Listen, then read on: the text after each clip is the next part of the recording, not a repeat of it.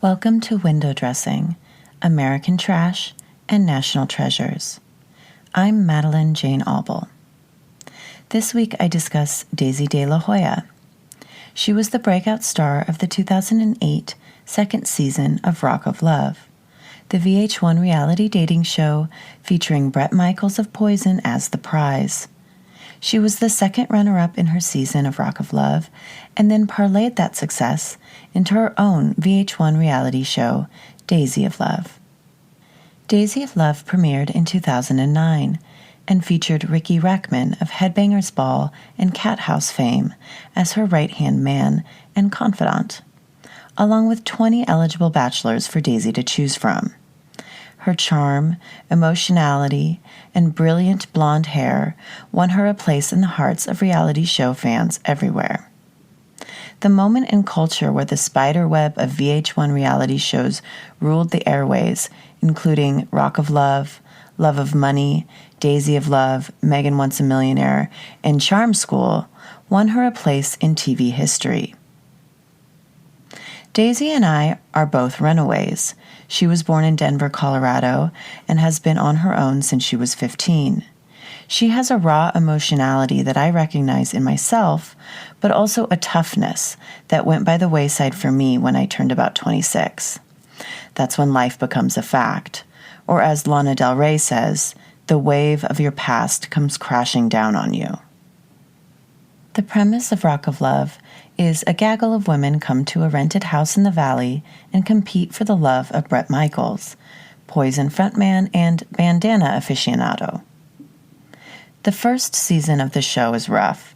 There is some not-so-mild racism and slut-shaming. Lacey, the fucked-up redhead who plays the role of the villain, starts some pretty nasty but expected catfights. In Season 2, the vibe is different. The girls are more directly cruel and less manipulative or performative in their digs, and surprisingly, Bret Michaels doesn't come across as bad as I remembered. At the very least, he takes a large amount of joy in quote-unquote crazy women. The other side of that observation is that he exploits women's feelings for fun.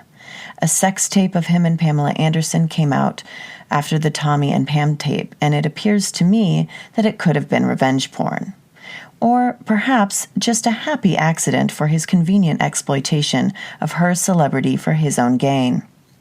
So I don't think he is a good guy, but he makes an effort to come across, at least on television, as caring. He never slut-shames, he loves a stripper and is kind to them, he excuses explosive emotions, and listens to the girls. Although he seems to get off on Daisy's emotions in the same way boring men think girls with trauma are an amusement park ride for their own enjoyment. Daisy enters the Rock of Love house as the blonde babe with tight tops and a genuine heart. She falls for Bret. They all do. She is 25 years old, nearly 20 years younger than Bret. There are 20 girls in the beginning. 5 get cut in the first episode. Daisy is an early frontrunner. Her connection with Bret, as it is referred to commonly on the show, is strong.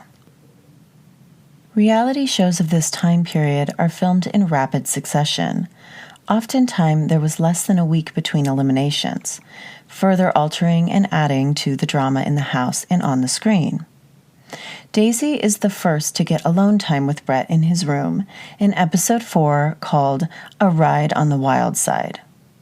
After a group date, she goes back to his room with him and stays the night, alerting every other girl in the house to their intimacy in her early morning walk of shame back to her room. Everyone is slut-shaming Daisy. Megan specifically calls her, and I quote, a dirty-ass hoe. Now, I have to say that Megan generally gets a bad rap. Even Ricky Rackman recently said he doesn't like her. But I do. I think she is a bad bitch who is hysterically funny and slightly broken, as we all are. Megan goes on to get her own spin-off show after Rock of Love called Megan Wants a Millionaire, the premise of which is millionaires compete for her affection. Of course, many of the men weren't legit millionaires, and one turned out to be a cold-blooded killer. Ryan Alexander was a contestant on the show. He later went on to murder his wife, Jasmine Fiore, and put her body in a dumpster in Vegas. Jasmine was a Playboy model and a vibrant young woman. This crime both shed light on the sham that was reality star casting processes and marked the end of an era in reality TV. The Wild West days, and to some extent, the innocence of the initial shows, was officially over. Megan's spin-off show, Like Daisy's, was the year after Rock of Love, Season 2 in 2009. Daisy starts to unravel a bit as the slut-shaming is heightened in the house. In episode 9, called Extremes, the remaining girls are visited by their exes and Heather Chadwell, runner-up from Season 1. Heather is there to get the dirt on the girls and help advise Brett, whom she is close friends with now, and on which girl is best suited for him. Daisy's ex, Charles, comes. He is kind and doesn't throw her under the bus, but as the day wears on, Daisy gets drunk and reveals to Heather that her and Charles still live together, although she makes it clear that there is no physical intimacy between them anymore. Heather, completely thrilled at this piece of news, milks it by prodding and pushing the now emotionally over-the-edge Daisy. Daisy is sobbing in a gold bikini with black laces, a belly chain, and wraparound sunglasses, holding her hair away from her face. Her tears are the type that make it clear she has very real pain and fear underneath her lip gloss and long blonde hair. It's actually very difficult to watch her cry because her tears are laced with a recognizable desperation that feels like deep abandonment. It seems to me that Daisy was accustomed to being blamed and forced to take responsibility for things she was not responsible for, leaving her overwhelmed and frustrated when Heather dismissed her explanations. Heather's chat with Daisy ends with her getting up and saying, "We had a great talk. You told me everything. Is there anything else you want to tell me?" Daisy says no. Heather puts both her arms in the air and says, "I gotta pee," and walks away, leaving Daisy alone and crying. Heather immediately goes to tell this piece of news to 2 other girls in the house, and later regales Brett with the details. She also throws a drink at Daisy at some point in the night and says, "You are not going to be with my friend," indicating that Heather is going to do everything in her power to prevent Brett from choosing Daisy. In the next episode, entitled Bittersweet, the remaining girls, Brett and Heather, fly to Las Vegas on a group date with Amber, spelled A-M-B-R-E, and Brett. Daisy is questioned about her relationship with her ex. Again, Amber demands an explanation from Daisy too. Daisy explains further about the nature of her relationship with Charles, pointing to the fact that they are not intimate and that she hasn't been with anyone, including him, in 2 years. Brett says the most egregious thing I heard him say in the entire 3 seasons of Rock of Love. In his confessional interview, he says, "I want to believe from my heart and soul and from my own ego that a girl like Daisy can go 2 years without sex. I ain't buying it." Let me just repeat something from that statement. A girl like Daisy. Fuck off. A beautiful, young, and self-sufficient girl? Is that the girl like Daisy you mean? The poison this statement is laced with sets in during this date when Amber adds to the concoction by faking concern for Daisy and then asking her, "How do you pay for your implants and your ex-boyfriend?" She also goes out of her way to point out that Daisy is a stripper, using that terminology over dancer.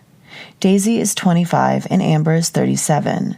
Maybe the issue lies with Brett, a man who is fucking someone half his age and then tearing her down to pieces on national television. Daisy and Amber go on to be the final 2 contestants, and this fight between them, where Amber attacks Daisy for basically being too attractive and sexual, continues to the end. Amber does end up winning, but as I said before, Runner-up status on a VH1 show actually comes with prizes, like Daisy's spin-off show, as opposed to winning Brett, which meant nothing. Brett started a third season of Rock of Love the following year, throwing his age-appropriate prize out the door in favor of a new crop of girls. Tour bus was the theme of the third season. But in the Season 2 reunion show, hosted by Ricky Ragman, Daisy gets the opportunity to say something really meaningful to Brett, and honestly, really brave for the time and place. Daisy is brought up on stage with Heather for heightened drama. Heather is wearing a sequined black headscarf a la Stevie Nicks. Daisy is looking especially beautiful and era-specific, with blonder hair than she had during Season 2. It is curled and adorned with long black and teal extensions and impressive curtain lashes. She is wearing a black miniskirt and a corset-style black top with a diamond-encrusted cross necklace, and layered pink and silver bangles on both wrists. They play a montage of Daisy that includes footage from a one-on-one date in a Hollywood lingerie shop, a scene where she was crying at elimination, and when she was trying to open up to Heather, only to be dismissed unceremoniously by her. Daisy tries to speak, is interrupted by Heather, but manages to say with incredible strength and conviction to Brett directly, "You always talk about us not being able to make a connection, and that it was only a physical connection.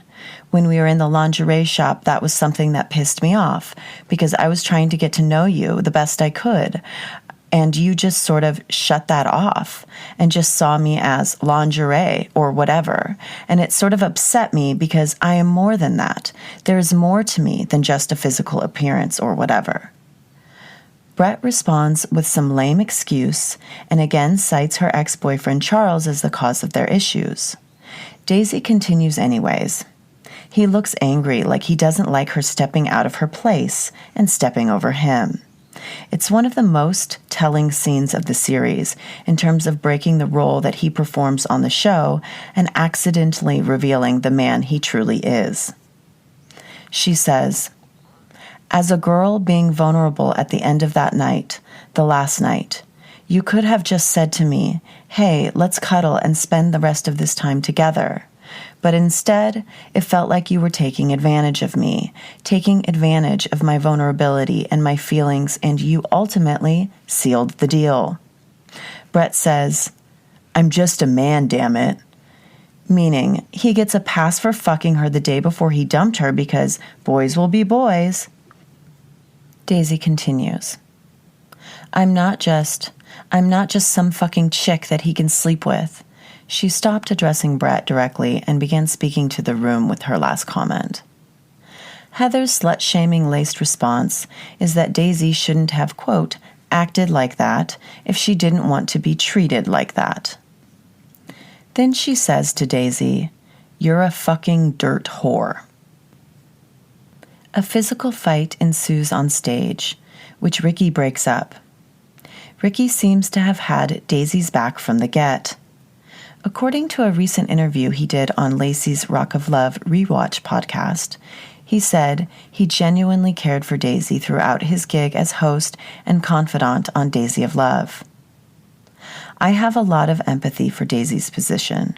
She was blamed and shamed for being desirable and or threatening to men and other women.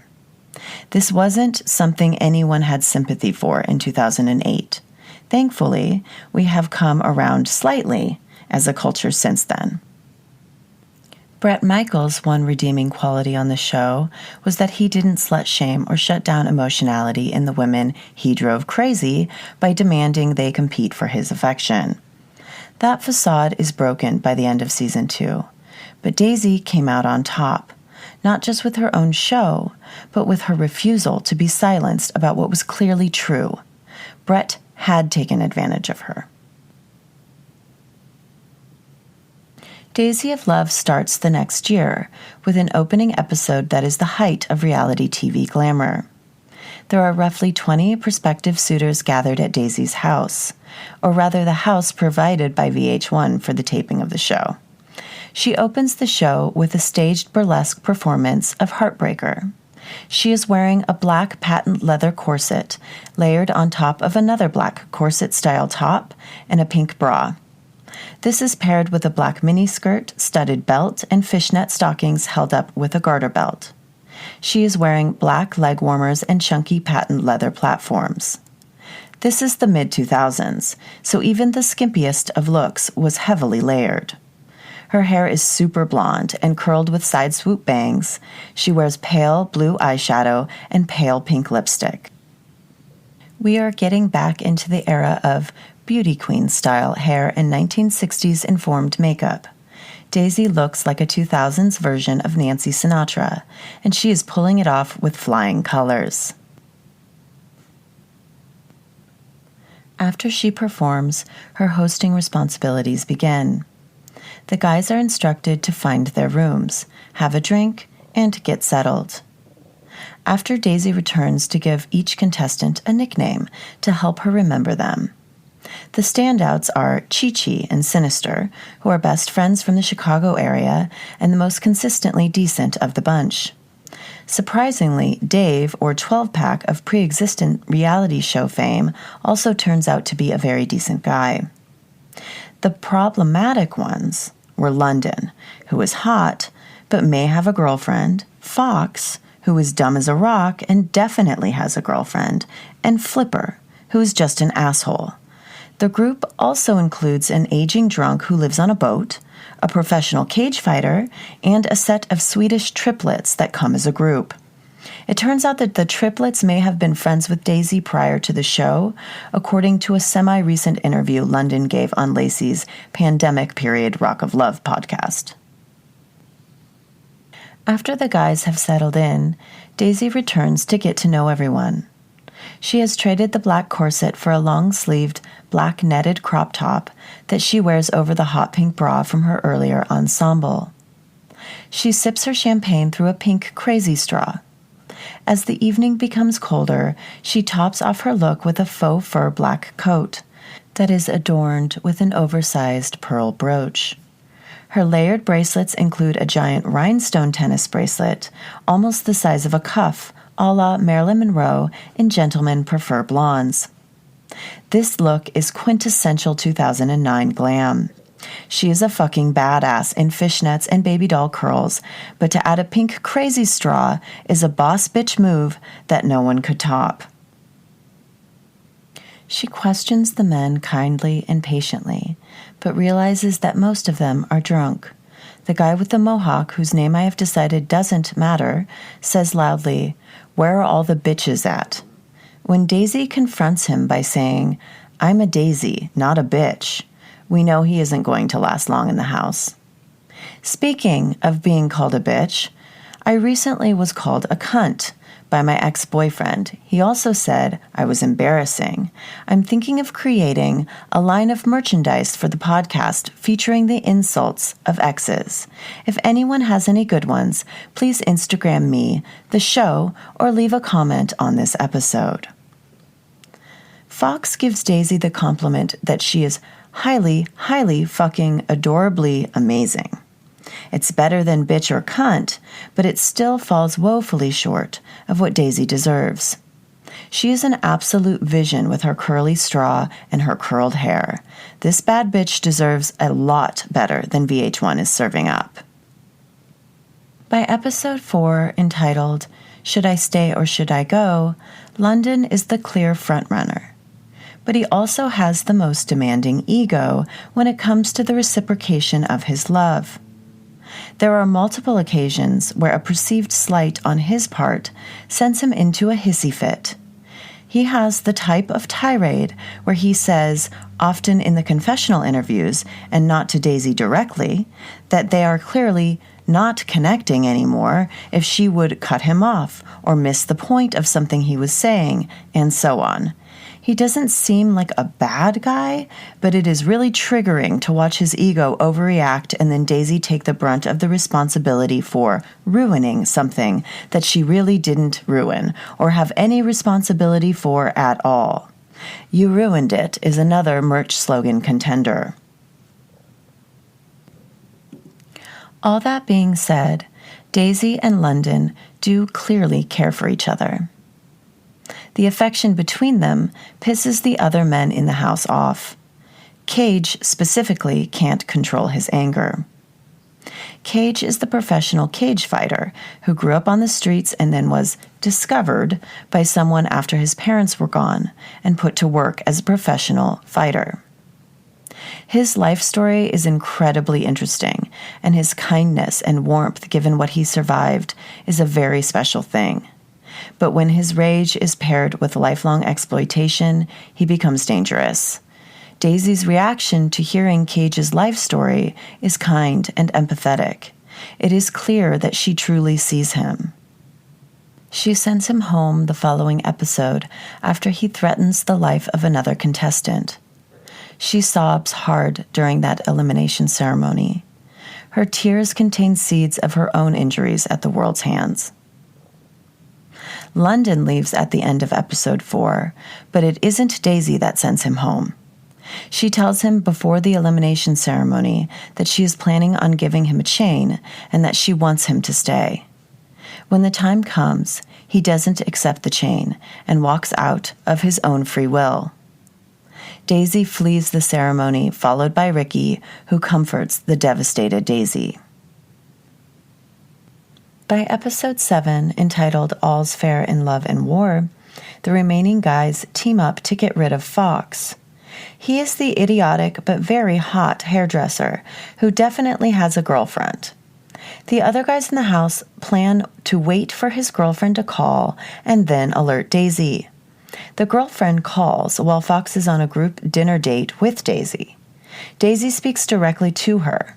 She calls her sweetie, and the two talk naturally while Fox squirms next to the phone. But once she is off the phone, Fox begins painting his girlfriend as crazy, and so on, pulling the typical overly confident narcissist con. Before the elimination ceremony, Daisy is in her room wearing a purple draped dress cinched at the hips, as was popular in the mid-2000s, with a deep V neckline and a gold chain for a strap. Her hair is done up halfway, poofed at the crown and curled at the ends. She tops the look off with a purple cuff bracelet that matches the dress. When Ricky joins her, she is still considering keeping Fox in the house. Ricky says, "He was talking to his girlfriend on the phone today. What else do we have to say? He lied to you, Daisy. He lied to you." Daisy says in her confessional interview, "I don't know why I like Fox so much. It's like the more and more everyone hates him, the more I want to take care of him or fix him or something. It makes me almost drawn to him more because of that." Daisy's statement resonates with me, especially the young girl in me. I've been so severely mistreated and neglected by the men in my life that I want redemption through the eyes of the type of person that caused the pain and neglect in the first place. This is a normal response, wanting to mend what is broken in ourselves and others. Sometimes we misguidedly make sense of our pain by taking responsibility for it. This often happens when the perpetrators of that pain are unable or unwilling to take any responsibility. Case in point, Fox. Daisy decides to send Fox home in the elimination ceremony later that episode. She says, "It's time to break my own patterns. Get the fuck out. Don't fuck with a self-aware baddie like Daisy." Daisy has her own doomed romance reemerge. In episode 9, called The Return of the Fling, London comes back. Ricky brings an apologetic London back into the house and delivers him to Daisy's bedroom door. The reunion is tempered by Daisy's clear boundaries, which she put in place to cope with the pain he caused her, and rightly so. He apologizes, says he realizes his mistakes, and throws in that he isn't looking for an easy relationship. I think the latter statement is the clear winner, and exactly what I would want to hear if I were her. As the audience, we all know this isn't right. but we also can see that their chemistry, or as it is referred to in the world of reality TV, their connection, is very real. Daisy asks London to leave the room so she can speak to Ricky. The relationship between Daisy and Ricky is one of the sweetest I have seen on reality TV. There is a genuine friendship and a palpable care passed between the two. Daisy says to Ricky of London, "He decided to leave, so if he wants to come back here, he better prove his ass off and fight for me." Ricky responds, "Thank you. That's what I wanted to hear. That's exactly what I wanted to hear. That's smart." London's persistence wins out, and he makes it to the final 3. Flex, 12-Pack, and London all go to Maui in the season finale episode. At a dinner with all 3 men and Daisy, she asks 12-Pack, Dave, how he feels about her. Unwilling to forgo his control over his own emotions, he is unable to give Daisy an answer easily. She is confused and frustrated with him and says, "I don't hold back my feelings. I go for it. And if I get fucked up along the way, so be it. But at least I took a chance." I am pulling this quote out specifically because it gets to a character trait of Daisy's that I would describe as fiery vulnerability. She will cry if you break her heart, but she also doesn't suffer fools. It's a rare combination, not often seen in the it girls and celebrity icons of current day. We have the Lisa Rinnas, who are straight villain-era queens, and the polished perfection of Sabrina Carpenter and the like, but the type that was more Alabama Whirly from True Romance than Sweet Home Alabama's Reese Witherspoon is not a perk of modern living we enjoy. I personally would prefer to have more Daisy and less prefabbed and pre-funded faces out there. Daisy chooses London in the end. The passion between the two is real. It doesn't last, but that is no fault of Daisy's, and it was one of the few reality dating shows that ended with a genuine love match. Soon, this era of reality TV ended. The opportunity for any realness or even spontaneity faded out with the horrifying revelations that came after the Megan Once a Millionaire cast member murder. Mainly, they weren't screening people or prioritizing safety. In Daisy's show, though, Ricky seemed to have kept her safe. I will have the opportunity to ask Daisy how it felt at that time and what she thinks looking back, because I will be interviewing her about her life, Rock of Love, Daisy of Love, and anything else she wants to share in a separate episode that will air after this one. Thank you so much for listening. This is Window Dressing, American Trash and National Treasures, and I am Madeline Jane Auble.